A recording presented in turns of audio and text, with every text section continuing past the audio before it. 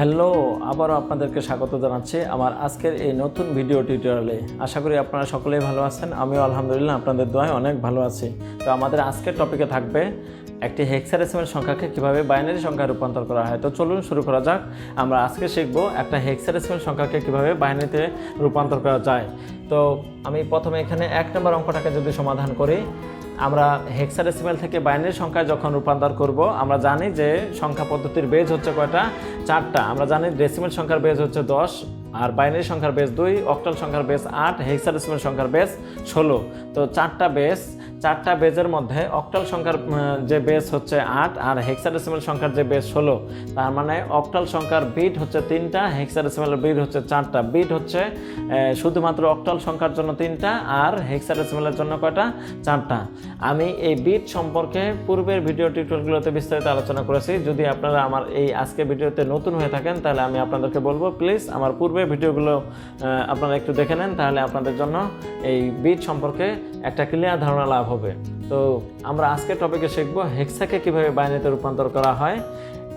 আমরা প্রথমে 1 নম্বর অঙ্কটাকে যদি রূপান্তর করি, তাহলে হেক্সাকে বাইনারিতে রূপান্তর করার জন্য প্রথমে আমরা হেক্সাডেসিমালের যে অঙ্কটা আছে সেটা আগে আমরা প্রথমে এইভাবে উঠাবো। তারপরে আমরা যেটা কাজ করব সেটা হচ্ছে, যেহেতু হেক্সার থেকে বাইনারিতে রূপান্তর করার জন্য হেক্সার বিট হচ্ছে 4 বিট, আর 4 বিট হচ্ছে আমরা বিট বলতে জানি যে 1 বিট হচ্ছে 1, 2 হচ্ছে 2, তৃতীয় বিট হচ্ছে 4, চতুর্থ বিট কত, 8। আমরা বিটের নিয়ম কি জানি, প্রথমে হচ্ছে 1, তারপর 2, তারপর 4, মানে 1-এর দ্বিগুণ 2, 2-এর দ্বিগুণ 4, 4-এর দ্বিগুণ কত, 8।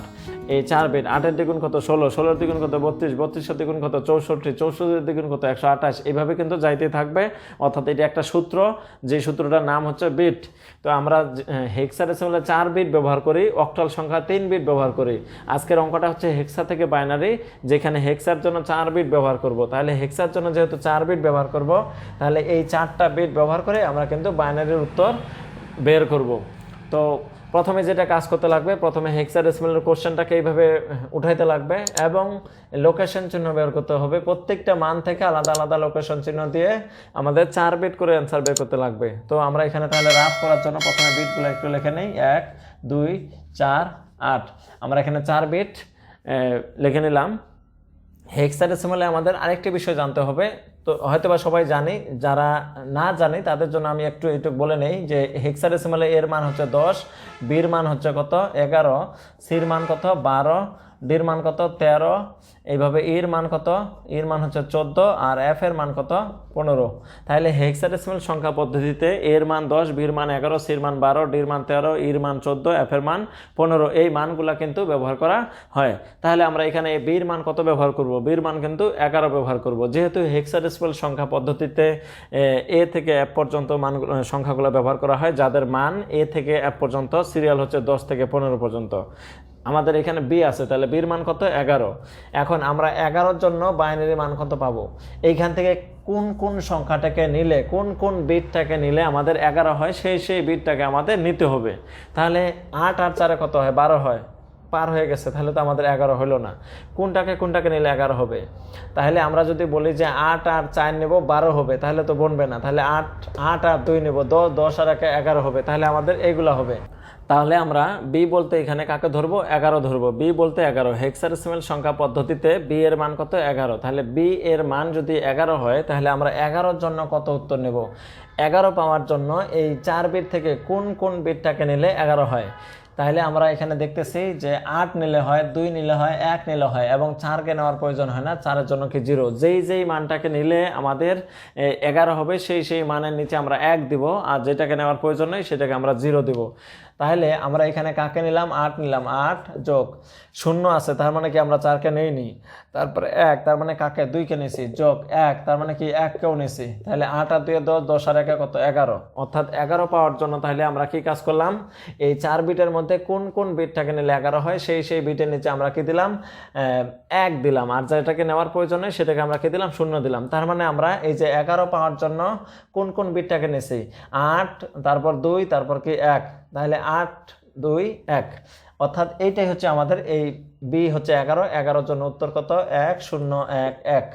যারা এখনো ভালো মতো এই বিষয়টি বুঝতে পারেননি, তাদের জন্য বাকি সংখ্যাগুলো আছে, আমি আস্তে আস্তে বোঝানোর চেষ্টা করতেছি, আপনারা একটু মনোযোগ দিলেই বিষয়টি খুব সহজ করে বুঝতে পারবেন।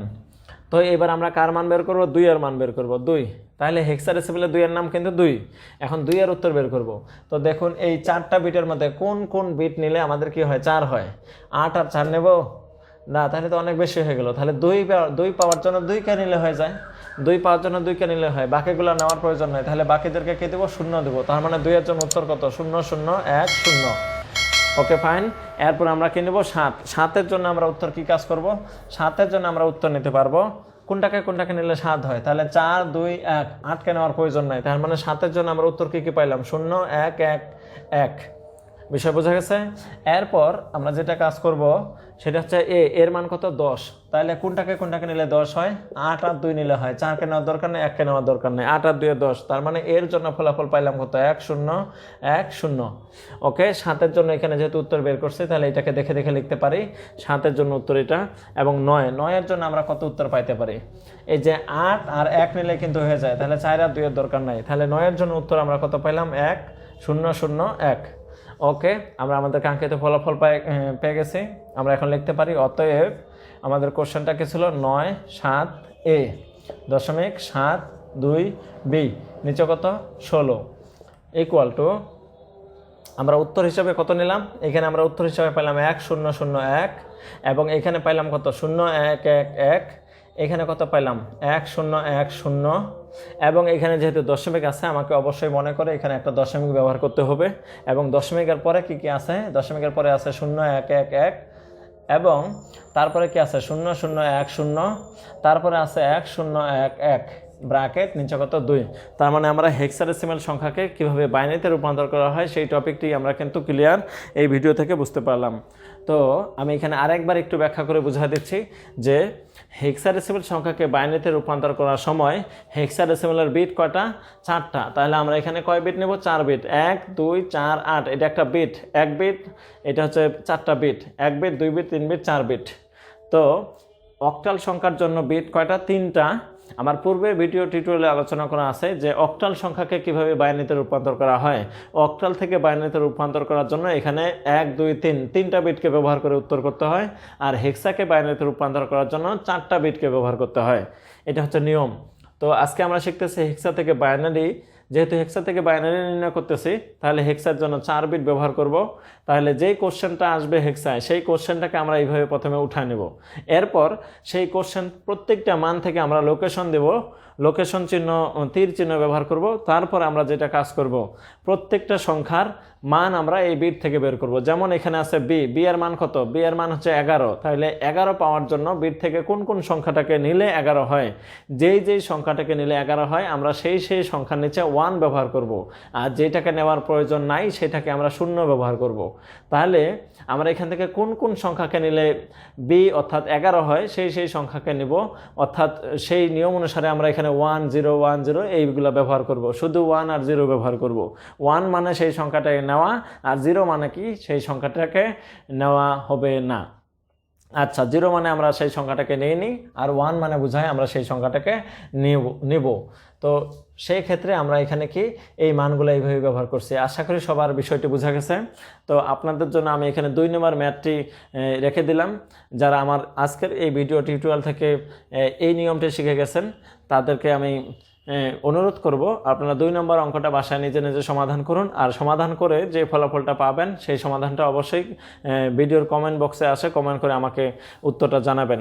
তাহলে আমি অনেক খুশি হব যে আপনারা আমার এই টিউটোরিয়াল থেকে উপকৃত হয়েছেন এবং অঙ্কটা অবশ্যই বুঝতে পারছেন, যার ফলে আপনারা 2 নম্বর অঙ্কটা সমাধান করে আমাকে অ্যান্সারটা কমেন্ট বক্সে দিতে পারছেন। তো ঠিক আছে, আপনারা তাহলে এই অঙ্কটা সমাধান করে উত্তর আমাকে কমেন্ট বক্সে লিখে দিবেন এই আশাবাদ ব্যক্ত করে আজকের মতো তাহলে এখানেই সমাপ্ত। তো আপনারা সবাই ভালো থাকেন, সুস্থ থাকেন। আল্লাহ হাফেজ।